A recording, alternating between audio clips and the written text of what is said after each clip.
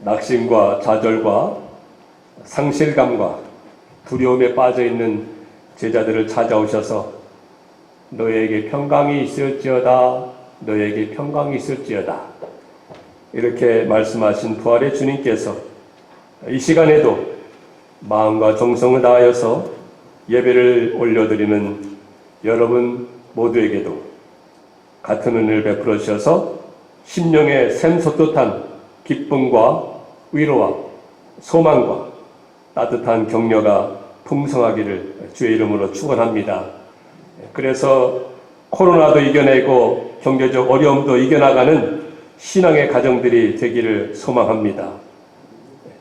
오늘은 예수님께서 우리 죄로 인하여서 십자가에 내어줌이 되셨다가 우리를 구원하시고 의롭다 하시기 위해서 죽음과 사탄의 권세를 이기시고 다시 살아나시는 것을 기념하는 부활절 주일입니다.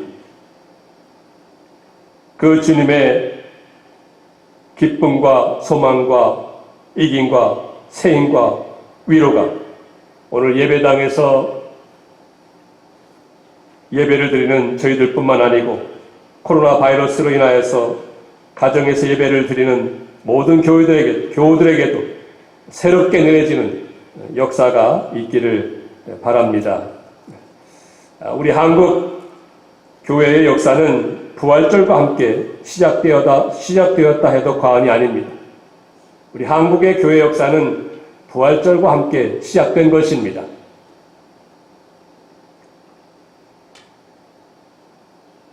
당시 갑신 혁명으로 일어난 그 구한말 조선시대의 상황은 정치적으로나 경제적으로 몹시 불안하고 혼란한 그런 시대였습니다. 국제사회는 조선 땅을 소망이 없는 은둔의 나라로 여겼던 것입니다. 그러나 황무지 같고 소망이 없는 그런 나라이기 때문에 더욱더 복음이 전파되어야 한다는 그러한 생각과 믿음을 가지고 있었던 젊은 그 미국 선교사, 특별히 언더우드라든지 아펜젤러, 이런 그 선교사들이 각각 신학교를 졸업한 그런 상태에서 그 복음과 주님을 사랑하는 열정과 순교를 각오한다는 그런 마음으로 파송되었던 것입니다. 그래서 이 언더우드는 미국 북장로교 교단 선교사로서, 그리고 아펜젤러는 미국 북감리교회 선교사로서 한국 땅에 파송이 됩니다. 그때가 1885년 4월 5일 부활절 주일이었습니다. 저들은 풍랑이 일어나고 바람이 몹시 그런 배를 타고, 그런 바다에서 배를 타고 오래도록 힘겹게 해서 한국 땅에, 조선 땅에 도착하였습니다. 저들이 배에서 내려서 그 조선 땅에 입을 맞추면서 기도를 하였던 것입니다. 그리고는 저들을 보낸 그 선교 본부에다가 선교 보고를 함에 있어서 그때 어떤 그 감동을 가지고 있었든지, 어떤 마음을 가지고 있었든지 저들이 그 모든 것을 본국에다 보고를 하게 됩니다. 그 보고 가운데 저들이 이렇게 기도하였던 것을 기록하고 있습니다. 우리는 부활절 아침에 이곳 곧 조선 땅에 왔습니다. 사망의 권세를 이기시고 부활하신 주님께서 조선 백성을 얽어맨 사탄의 결박과 사슬에서 끊어주시고 풀어주시고 하나님의 자녀로 빛과 자유의 세계로 인도하여 주시옵소서, 이런 기도를 한 다음에 복음을 전하였던 것입니다. 그 복음이 전파되어서 조선 땅이 새롭게 변화가 시작되었던 것입니다. 구한말 역사적으로 암흑기에 예수 그리스도의 빛과 생명의 복음을 전파해 나갔던 것입니다. 이렇게 부활절은 한국 땅에 축복을 가져다 준 날인 것입니다. 그리하여서 다가오는 일제강점기 그 식민지 시대에도 우리 조선 백성들이 쓰러지지 아니하고 다시금 살아나가는 그런 나라로 만들어 나갔던 것입니다. 이렇게 부활하신 주님과 생명의 복음이 황무지 같고 소망이 없는 나라를 쓰러지지 않게 하고 살아나게 한 것처럼 그 모든 은혜와 축복이 우리들의 삶 가운데서도, 여러분의 삶 가운데서도 생명의 원동력이 되는 축복이 있기를 간절히 축원합니다.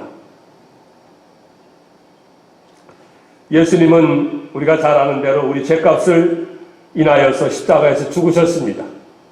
그리고 우리를 의롭다 하시기 위해서, 우리에게 구원을 베풀어 주시기 위해서, 우리를 하나님 자녀로 당신의 친 백성으로 삼아주시기 위해서 죽음에서 부활하신 것입니다. 사망의 권세, 사탄의 권세를 이기시고 성령의 능력으로 3일 만에 살아나신 것입니다. 우리는 이 모든 것을 역사적인 사실로 믿습니다. 2000년 전에 역사적으로 이 모든 것이 예수님께서 십자가에서 죽으신 것도, 예수님께서 무덤에 묻히신 것도, 예수님께서 3일 만에 부활하시고 다시 살아나신 것도 우리는 역사적인 그 모든 사실로 받아들이고 믿는 것이고 확신하는 것입니다.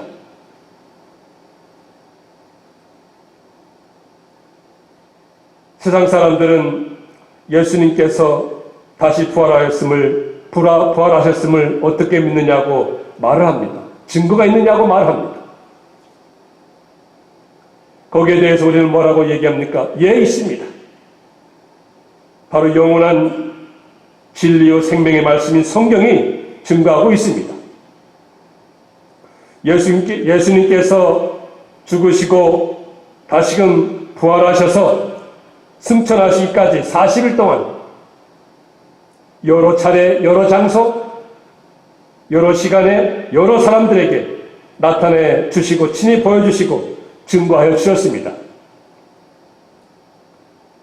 그래서 막달라 마리아에게, 여인들에게, 베드로에게, 또 11명 제자들에게 7명 있었을 때, 그리고 엠마오로 가는 두 제자, 500의 형제들에게, 야고보에게, 사도 바울에게, 그리고 누구에게요?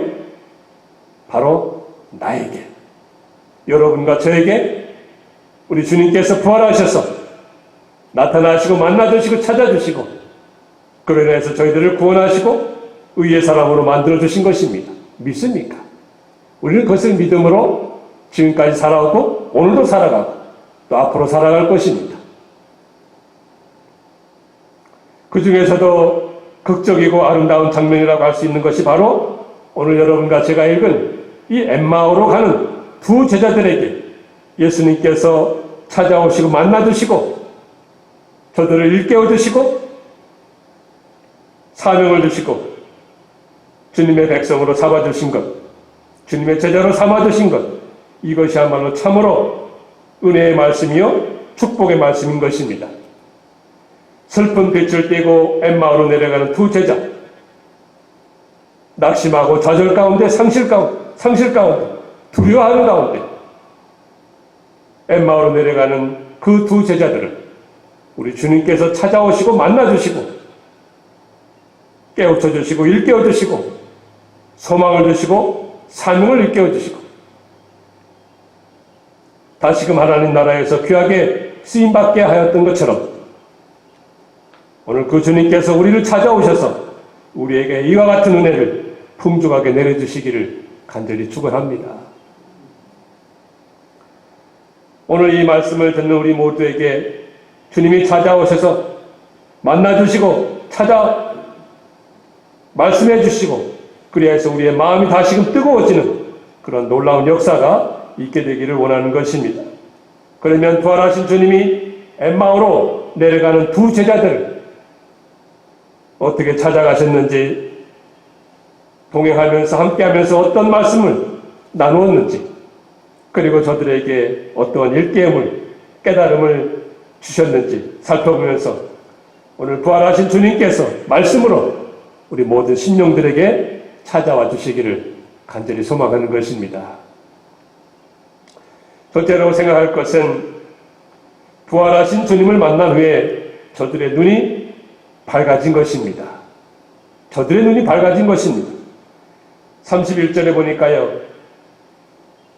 그들의 눈이 밝아져 그인 줄 알아보더니, 즉 그 두 제자, 엠마오로 내려가는 두 제자들의 눈이 밝아져서 주님인 줄 알아보게 되었던 것입니다. 주님인 줄 깨닫게 된 것입니다.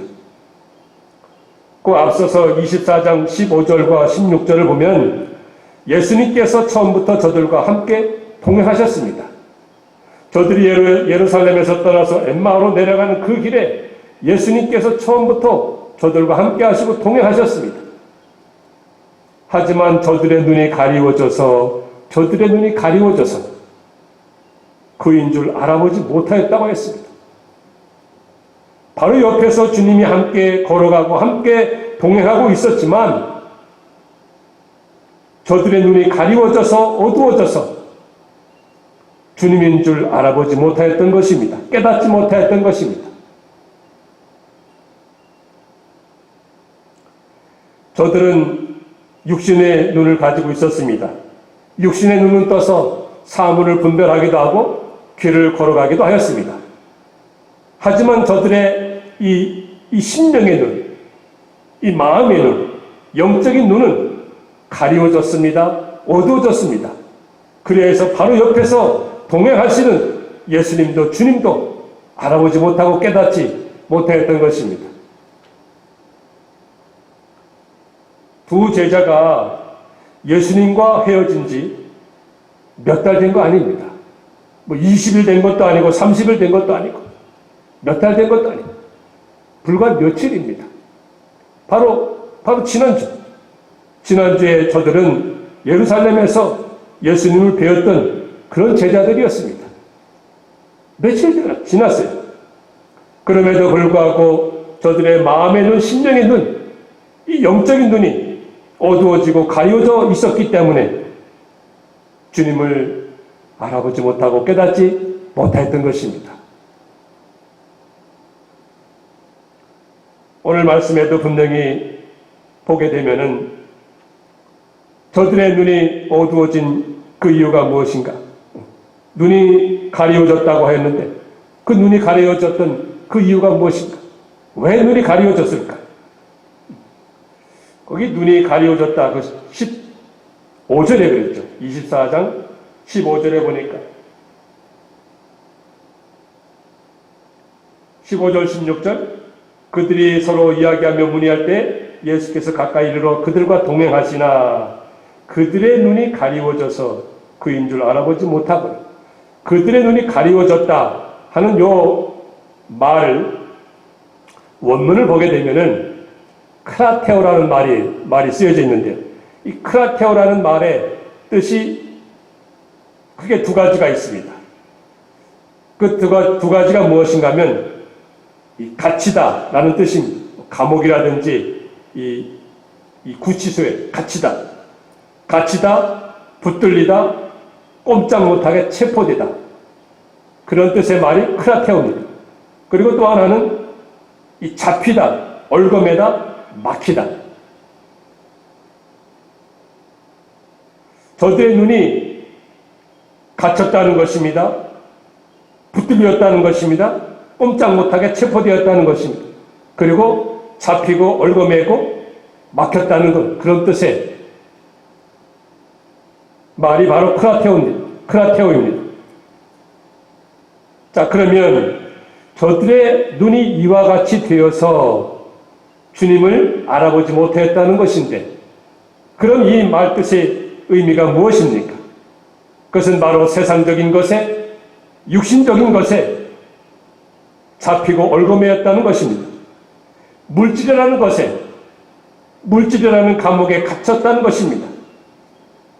나와 육신에게 붙들렸다는 것이고 잘못된 생각과 고정관념에 사로잡히게 되었다는 것입니다. 그렇게 되면 우리의 심령이 어두워져요. 우리의 심령이 캄캄해집니다. 그래서 바로 옆에서 주님이 걸어가셔도 동행하셔도 말씀하셔도 깨닫지 못합니다. 주님이신 줄 알지 못합니다. 그러면 왜 저들의 눈이 이렇게 어두워졌습니까? 가려졌습니까? 왜 저들의 심령이 이렇게 심령의 눈이 어두워졌습니까?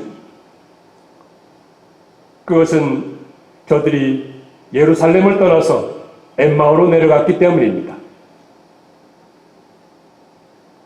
예루살렘은 지형적으로 좀 높습니다. 그리고 엠마오는 예루살렘에서 11km, 약 한 7 miles 정도 거리 떨어진 좀 내려간 그런 그 도시였습니다. 그래서 엠마오라고 하는 것은 바로 예루살렘에서 내려가는 거예요. 여러분, 우리가 알듯이 예루살렘은 예수님께서 십자가에서 못 박히신 곳이요, 죽으시고 묻히신 곳이요, 부활하신 곳입니다. 십자가 부활, 즉 복음이 있는 곳입니다. 하지만 예루살렘은 아직도 고난이 있고 두려움이 있고 또 위험한 일이 있는 곳이 바로 예루살렘입니다. 반면에 엠마오라고 하는 것은 그 두 제자의 고향으로 여겨지는 것입니다. 고향으로 가는 것입니다. 예수님 만나기 전에 살던 곳이요, 저들의 친지와 친척이 있는 곳이요, 친구들이 있는 곳이요, 과거의 삶이요, 과거의 인생을 뜻하는 곳이 바로 엠마오입니다. 그 두 제자가 예수님의 십자가 부활이 있는 곳, 하지만 고난이 있고 두려움이 있고 힘든 상황이 있고 어려움이 있는 곳, 그것을 떠나서 어디로 내려갔습니까? 과거에 저들이 살던 곳, 예수님 만나기 전에 살던 그런 모든 환경과 여건과 그런 곳으로 돌아갔다는 것입니다. 내려갔다는 것입니다. 그렇기 때문에 저들 심령의 눈이, 저들 마음의 영적인 눈이 어두워진 거예요. 가려워진 거예요.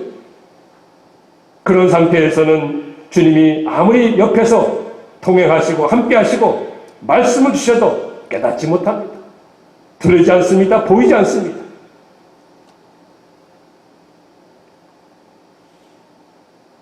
두 번째 이유는 무엇입니까? 바로 주님의 말씀을 기억하지 않았기 때문입니다. 잊어버렸기 때문입니다. 예수님께서 얼마 전까지만 하더라도 저들에게, 그 두 제자들뿐만 아니고 다른 제자들, 또 따르는 모든 무리들에게 예수님께서 뭐라고 하였습니까? 이제 얼마 안 있으면은 당신이 예루살렘에서 대제사장들과 장로들에게 고난을 받고 또 십자가에 못 박혀서 죽으실 것이다. 그리고 3일 만에 부활할 것이다. 분명히 여러 차례 말씀하셨습니다. 그런데도 제자들은 그것을 기억하지 못하고 있었어요. 마음에 새겨서 그것을 간직하고 있지 않았던 것입니다. 주님께서 하시는 말씀, 주님께서 주시는 말씀 잊어버린 거예요. 기억하지 않았던 것입니다. 마음에 담고 있지 않았던 것입니다. 그렇기 때문에 저들 심령의 눈이, 마음의 눈이 어두워진 거예요. 가려졌던 것입니다. 오늘날에도 마찬가지일 것입니다. 주님께서 말씀하시는 것, 말씀 주시는 것 기억하지 아니하고 마음에 담고 있지 아니하고 심령에 새기지 아니하고 잊어버리고 나가게 되면은 주님이 오늘 내 옆에서 오늘 나와 함께 걸어가고 나와 함께 동행하고 나와 함께 계신다 할지라도 우리는 깨닫지 못하는 것입니다. 주님을 보지 못하는 것입니다. 알아보지 못하는 것입니다. 자, 이렇게 해서 엠마오로 내려가는 두 제자들이 비록 육신의 눈은 떴지만 그래서 모든 것을 보고 길을 걸어가고 있었지만 영적인 눈, 심령의 눈, 그 마음의 눈은 온통 가리워져서 있고 어두워져 있었기 때문에 바로 옆에서 주님이 걸어가셔도 주님이 말씀하셔도 동행하셔도 전혀 깨닫지 못한 그런 흑암 가운데 걸어가고 있었던 것이었습니다. 자, 이런 가운데서 그러면 어떻게 하면 어두워진 눈이, 가리워진 눈이 뜰 수 있겠습니까? 어떻게 하면 밝은 눈이 될 수 있겠습니까? 오늘 말씀해 보니까요, 그들의 눈이 밝아져 그래야 했습니다. 그들의 눈이 밝아졌습니다. 우리 주님께서 그들의 눈을 열어주신 것이죠. 그들의 눈을 뜨게 하신 것이죠. 저들의 눈이 그러면 어떻게 밝아졌습니까? 어떻게 뜨게 되었습니까? 그 두 가지 방법이 있었습니다. 그것은 무엇인가 하면 주님께 강권하여 함께 있었던 것입니다. 그 두 제자가 예수님께 강권하여서 주님과 함께 있었던 것입니다. 주님과 함께 가까이 있었던 것입니다. 그 말씀 계속해서 봅니다.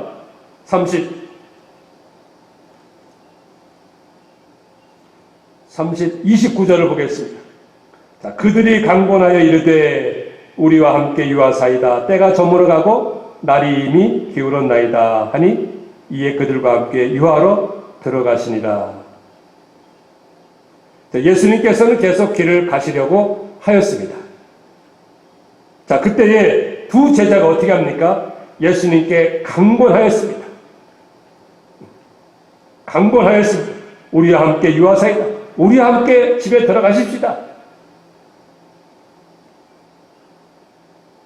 그냥 마음만, 생각으로만 주님과 가까이 하고 주님과 함께 있으면 좋겠다 이렇게 생각한 것이 아닙니다. 저들은 강권하였다고 그랬어요. 한마디로 말씀드려서 간청한 것이고 강권한 것입니다. 간절히 바라였던 것입니다. 마음과 행함이 같이 있었던 것입니다. 저들이 주님과 함께 있기를 원하였고 주님과 함께 유하기를 원하였고 주님과 함께 가까이 있기를 원하였고 그렇게 원하는 것뿐만 아니고 실제적으로 행동으로 강권하였던 것입니다. 주여, 주님, 우리와 함께 계시기를 원합니다. 우리와 함께 유하시기를 원합니다. 그래서 주님과 저들은 가까이 하기를 원하였습니다. 주님과 만나기를 원하였고 주님과 교제하기를 원하였고 주님과 교통하기를 원하였고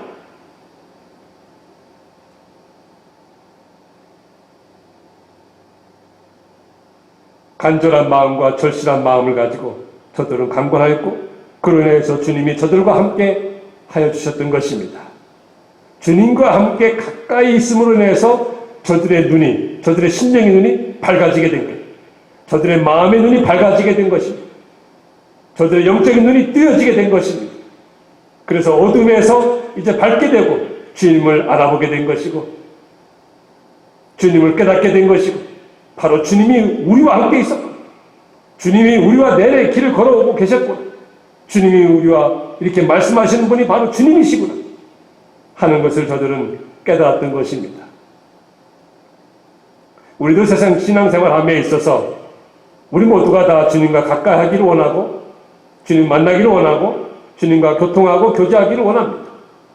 그러나 그런 마음만 가지고 있어서는 안 됩니다. 강권하여 이것이 필요합니다.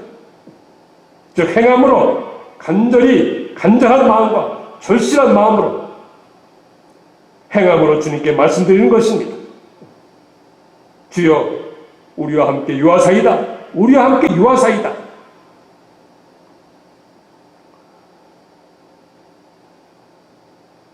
그래서 우리가 주님과 교제하기를, 교통하기를 힘써야 하는 것이고 애써야 하는 것이고 강권하고 간청하듯 해야 하는 것입니다. 그럴 때 우리의 눈이 밝아지고 우리의 눈이 열리고 기도의 골방에서 바위뜸 낭떠러지에서 주님과 만나기를, 주님과 교제하기를, 주님과 교통하기를, 주님과 가까이 하기를 강권하듯이 이런 마음과 이러한 믿음으로 나아갈 때 우리 주님이 우리 영적인 눈을 밝게 뜨여줬어. 언제라도 주님이 동행하실 때 깨닫게 하시고 은혜의 삶을 살아가게 하시는 것 믿으시기 바랍니다. 두 번째 방법이 무엇이었습니까? 그것은 주님께서 주시는 떡을 먹어야 하는 것입니다. 주님께서 주시는 떡. 30절에 보니까요. 그들과 함께 음식 잡수실 때에 떡을 가지사 축사하시고 떼어 그들에게 주시니 주님께서 떡을 가지사 축사하시고 즉 하나님께 감사하시고 저들에게 떼어서 주었습니다. 저들은 그것을 먹었죠. 주님께서 주시는 떡을 먹을 때 저들의 눈이 밝아지게 된 것입니다. 떡이 그러면 무엇입니까? 우리가 잘 알듯이 떡은 하나님의 말씀입니다. 마태복음 4장에서도 말씀하셨듯이 떡이라고 하는 것은 사람이 육신적인 떡으로 사는 것이 아니고 하나님의 입에서 나오는 모든 말씀으로 산다. 그렇기 때문에 이 떡은 하나님의 말씀이에요.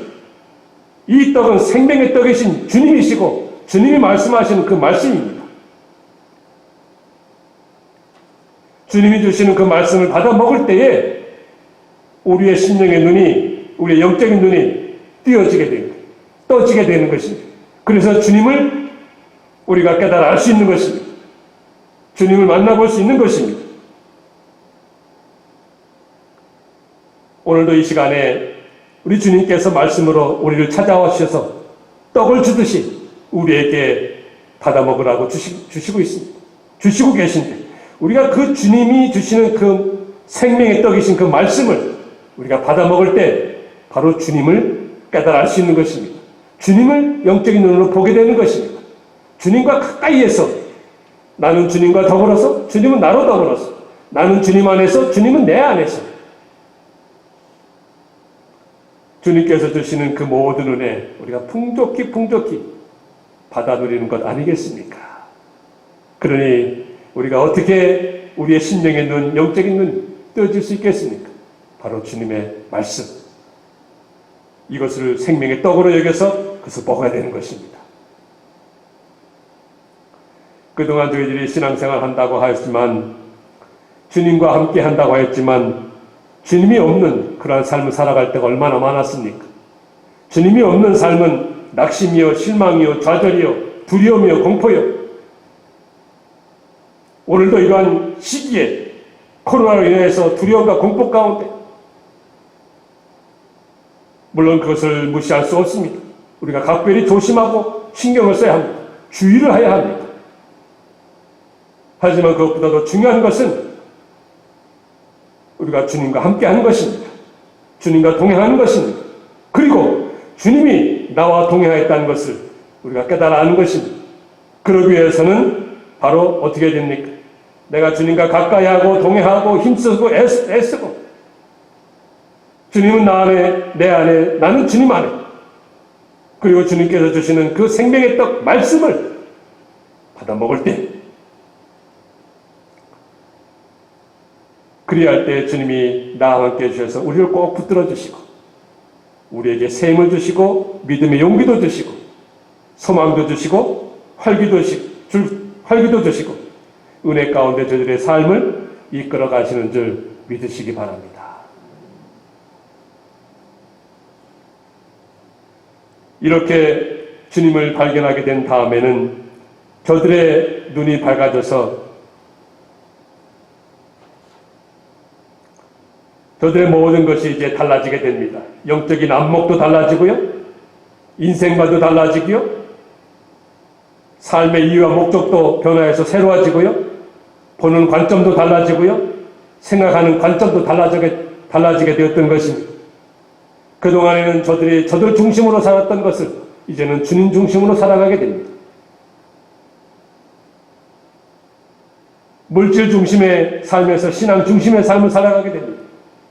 현세 중심의 삶에서 이제는 하나님 나라를 위해서 내세를 위해서 복음을 위해서 살아가는 자들이 되는 것입니다. 오늘 우리에게도 이러한 은혜가 있게 되기를 원합니다. 이러한 삶을 살아가시는 축복의 인생이 되기를 간절히 축원합니다. 그로 인해서 다시금 주님의 손에 꼭 붙들려서 주님 나라를 위해서 아름답게 쓰임받을 수 있는 그런 가정들이 된다면 얼마나 좋겠습니까? 오늘 부활절을 맞이해서 이러한 은혜가 우리 모두에게, 우리 모든 가정에게 넘쳐나기를 간절히 축원합니다. 그리고 또 한 가지 마지막으로 살펴볼 것은 부활하신 주님을 만난 후에 저들이 예루살렘으로 돌아간 것입니다. 부활하신 주님을 이렇게 만나지 않았습니까? 깨닫지 않았습니까? 바로 앞에서 저들이 보지 않았습니까? 깨닫지 않았습니까? 이제는 저들이 예루살렘으로 돌아가게 된 것입니다. 엠마오에서 다시금 예루살렘으로 올라가는 것이었습니다. 33절을 보게 됩니다. 곧 그때로 일어나 예루살렘으로 돌아가 보니 11제자 및 그들과 함께 한 자들이 모여 있어 말하기를 주께서 과연 살아나시고 시몬에게 보이셨다 하는 자. 두 사람도 길에서 된 일과 예수께서 떡을 떼심으로 자기들에게 알려주신 것을 말하더라.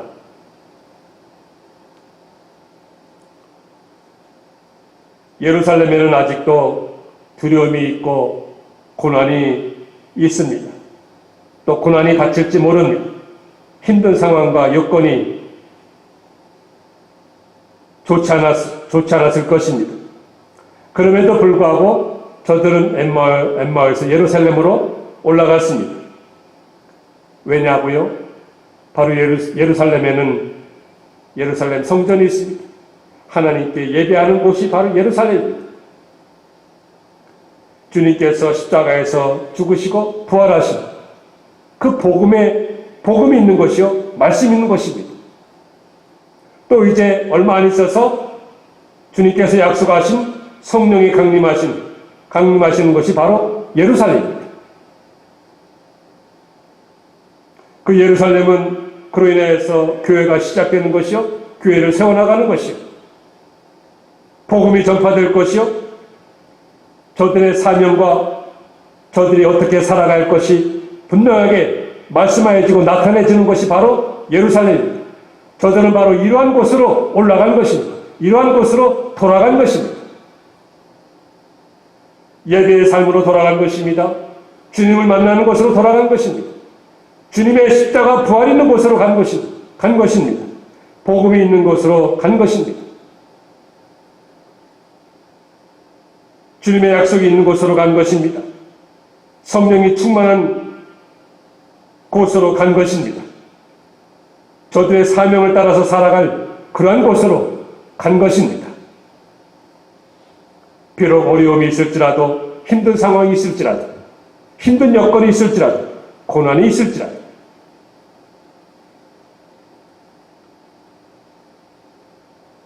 돌아갈 때 곧 그 시로, 곧 그때로 일어나 예루살렘으로 돌아갔다고 했습니다.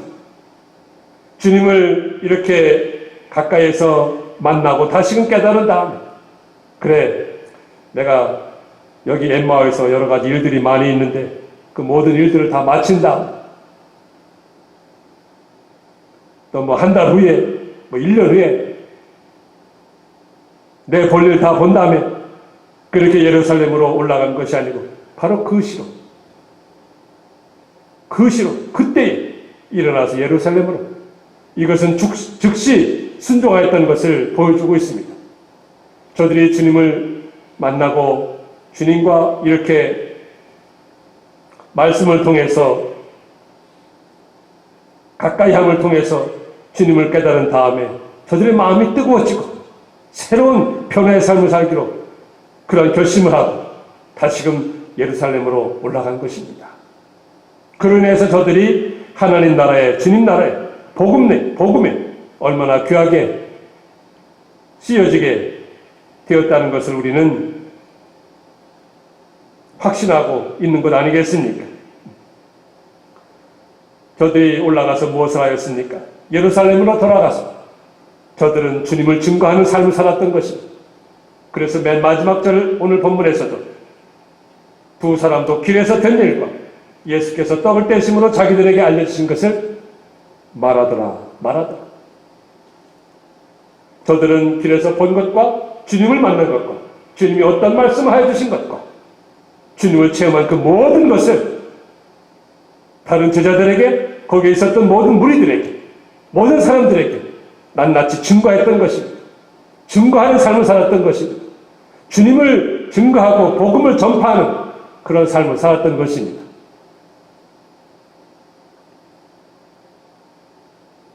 오늘 우리에게도 이러한 삶이 필요한 것입니다.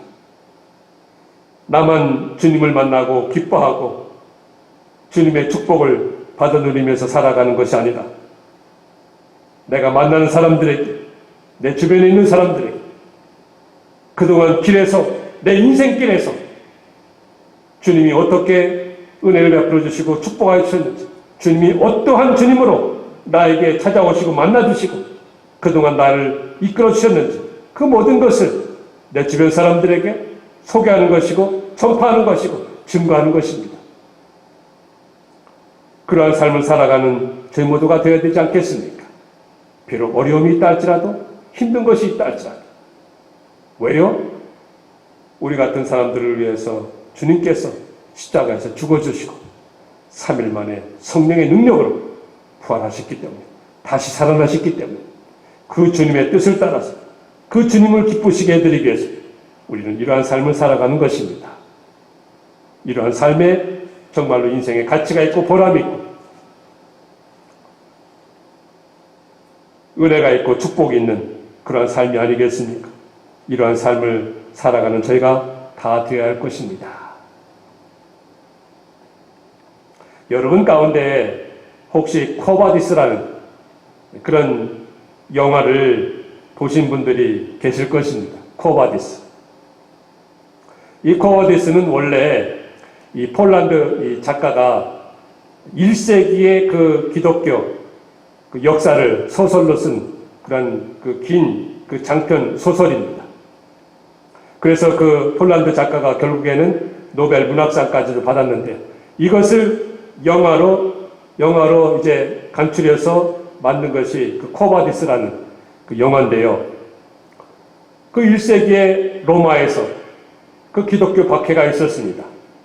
특별히 네로 황제가 기독교 박해를 하지 않았습니까? 주 60년대, 70년대. 기독교 박해가 있었을 때에 그 로마에서 복음 사역을 하던 베드로가 그 박해를 못 이겨서 아무래도 안 되겠다 해서 지중해 연안으로 그는 떠났습니다. 로마에서 그는 떠났습니다. 떠나는 길에 누구를 만났는가 하면 예수님께서 십자가를 지고 로마로 향해서 올라가는 그 주님을 만나게 됩니다. 베드로가 깜짝 놀랐습니다. 자기는 내려가고 있는데 예수님께서는 십자가를 지고 다시금 그 로마로 올라가시는 것이었습니다. 그때에 베드로가 예수님께 묻습니다. 주여 어디로 가시나이까? 그것이 바로 라틴어로 코바디스 도미네. 코바디스라고 하는 것은 어디로 가십니까? 도미네, 주여. 주님, 어디로 가십니까? 그래서 그 코바디스라는 제목의 영화가 있게 된 것인데요. 주여 어디로 가십니까? 물었을 때 예수님께서 뭐라고 답변하셨는가 하면, 나는 네가 내 양을 버리고 떠나는 로마로 다시금 십자가를 지기 위해서 올라간다. 이렇게 말씀하였습니다. 이렇게 대답하였습니다. 그 대답, 그 말씀을 들은 베드로가 거기서 큰 충격을 받습니다. 그리고는 자기가 가던 길을 돌이켜서 로마로 올라가게 됩니다. 로마로 다시금 돌아가게 됩니다. 비록 고난이 있고 어려움이 있고 죽음이 기다린다 할지라도 베드로는 올라갑니다. 올라가서 복음의 사역을 끝까지 감당하죠. 주님을 증거합니다. 그리고는 전승에 의하면 베드로는 거기에서 십자가에 못 박혀 죽는데, 우리 주님께서 똑바로 십자가에서 죽으셨는데 자기가 어떻게 그렇게 할 수 있겠는가? 자기는 그것조차도 감당 못하고 그로 인해서 거꾸로 십자가에서 죽었다는 그런 전승이 내려오고 있지 않습니까? 비록 로마로 올라가는 길이 고난이 있을지라도, 어려움이 있을지라도, 힘든 상황이 있을지라도 그곳에 올라가서 주님께서 자기에게 주신 그 모든 사명을 감당했던 것처럼, 그런 위대한 삶을 살아갔던 것처럼 오늘 우리에게도 부활하신 주님 만났습니까? 부활하신 주님이 찾아오셨습니까? 부활하신 주님이 내 옆에서 동행하시고 말씀하십니까? 그 주님을 바라보고 그 주님을 깨닫고 그 주님께서 주시는 말씀을 듣고 주님을 섬겨나가는 일에 비록 어려움이 있고 힘든 일이 있다 할지라도 주님을 겸손한 마음으로 섬겨나가는, 주님을 경외하고 말씀을 순종해 나가는, 그래서 하나님의 뜻을 펼쳐나가며 하나님의 뜻을 이뤄나가며 주님 나라를 위해서 아름답게 이용당하고 사용당하고 그로 인해서 하나님 나라에서 영원토록 별과 같이 빛나는 그런 축복의 삶을 살아가시는 우리 모두가 다 되시기를 주의 이름으로 간절히 축원합니다. 기도하겠습니다. 사랑과 은혜가 풍성하신 하나님 아버지, 저희들이 주님을 섬긴다고 지금까지 살아왔지만 주님이 없이 주님과는 멀리 떨어져서 주님을 섬긴다고 했던 저희들의 모습을 오늘 이 시간 깨닫게 됩니다. 하나님 아버지시여, 저희들로 하여금 주님을 가까이 하게 해 주시옵소서. 강권하여서 주님과 함께 유하사이다 말씀드렸던 것처럼 저희들의 마음뿐만 아니고 저희들의 삶에 있어서, 저희들의 행함에 있어서 주님과 가까이 하게 하시고 주님과 교통하게 하시고 주님과 교제하게 하시고 그로 인해서 나는 주님과 더불어 주님은 나와 더불어 나는 주님 안에 주님은 내 안에 있는 이러한 삶을 살아가게 해 주시옵소서. 아울러서 주님께서 무슨 말씀을 하시든지 그 말씀을 받아먹게 해 주시옵소서. 그 말씀을 듣게 해 주시옵소서. 그리하올 때 저희들의 심령이 뜨게 되어서 저희들의 영적인 눈이 어둠에서 밝게 되어서 주님을 밝히 깨닫고 주님의 뜻을 따라서 살아갈 수 있습니다. 이러한 은혜를 저희들에게 내려주시옵소서. 그래서 주님께서 주시는 또 주님께서 말씀하시는 그 사명을 따라서 비록 힘든 일이 있고 비록 어려움이 있고 비록 고난이 있을지라도 그 주님의 뜻을 온전히 다 이루어드리는 축복의 삶을 살아가는 저희 모두가 다 되게 해 주시옵소서. 이 모든 말씀 예수님 이름으로 기도하옵나이다. 아멘.